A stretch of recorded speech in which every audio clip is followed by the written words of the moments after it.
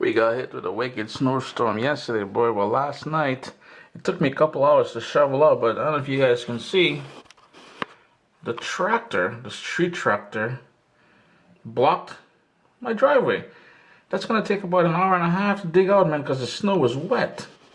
But anyhow, time for to make something comforting. You see, before I go there and dig that, I'm gonna cook something nice and comforting, yes? Oh, I dread going out there. Winter. Oh, your mother. All right.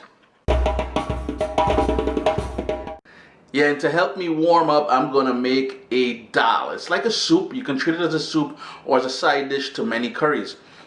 This is something my grandma used to make. She used to do it with two sort of peas. My mom used to do the same. She still does the same thing. But today we're gonna use 3 types of peas. Always a pleasure having you guys here in the kitchen with me. You're gonna love this one, man.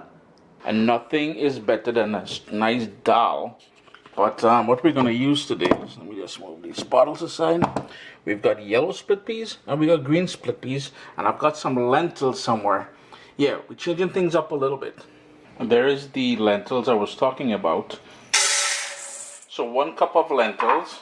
About 1 cup of that green split peas.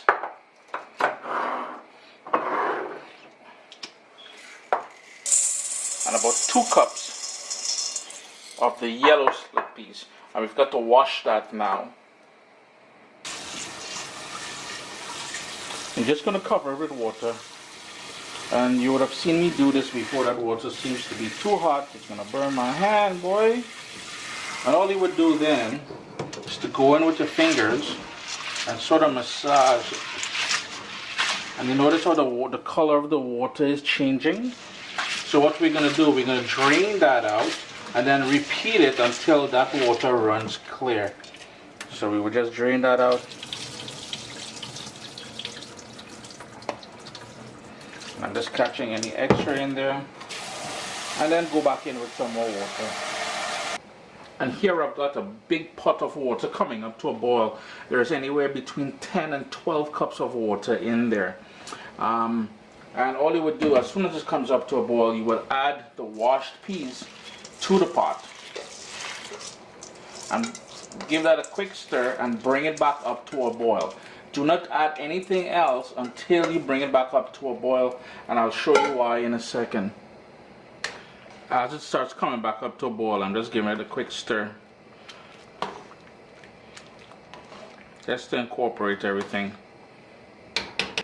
And the reason why I asked you not to add anything yet until it boils is because we want to skim off all of this sort of froth and impurities at the top. If we added stuff to the pot as we're about to do, we risk the chance of some of it getting scooped up here, and we really don't want that. The whole idea is to leave all those flavor ingredients in the pot. Give that one final stir, and now it's all about packing it with flavor. We'll need salt, obviously. Turmeric. We need that turmeric in there.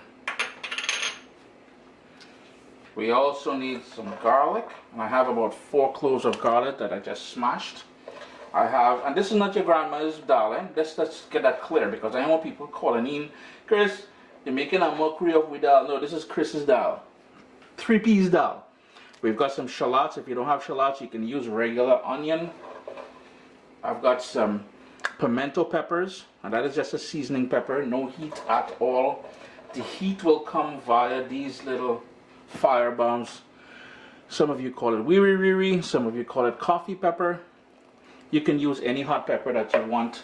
And the sort of other little twist I like adding in there, some scallion, green onions, chive or chive.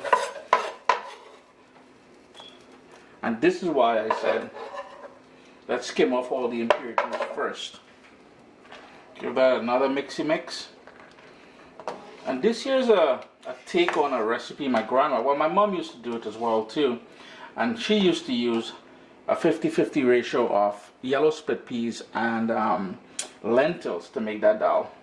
We're just mixing up things a little bit. We're going to bring that back up to a boil. And then the whole idea then is to bring it back down to a simmer and let that go until everything is nice and tender and falling apart.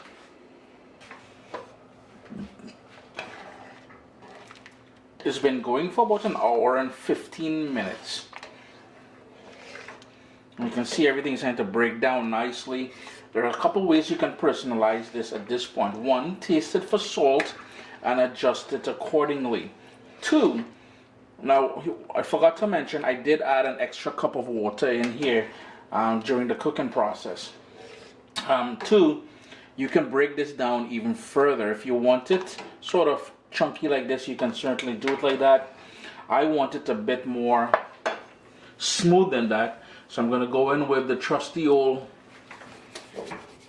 swizzle stick, and all I'm doing is working back and forth, back and forth.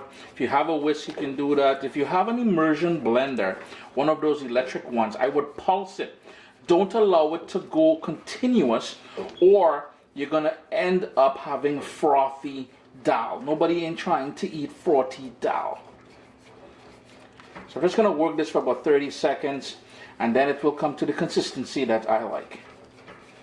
In my little frying pan here, I have about 3 tablespoons of olive oil and about 4 cloves of garlic.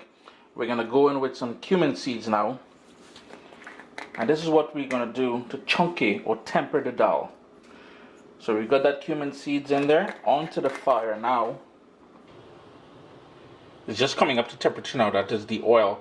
We want the garlic to almost burn. We want to sort of fry the cumin seeds as well, because that is what we're going to use for chunking the dal. That's going to add that lovely finishing note of garlic and cumin. And you know, in the Caribbean we don't really say cumin, we say geera. So you're getting your geera kick from that. You can really see it coming together now. And all you would do then, pour that directly into the dal and give that a quick stir just to incorporate all those flavors in there. Chris here, CaribbeanPot.com.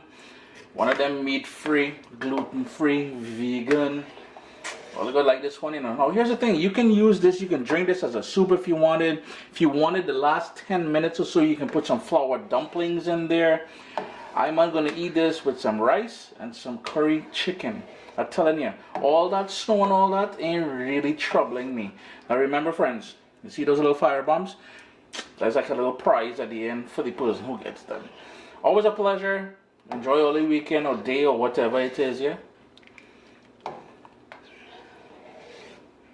What's up, soldiers? Don't forget to click subscribe. If you've already clicked subscribe, hit that bell notification thing. I want to all you missing out on the new videos, man. Come on, click.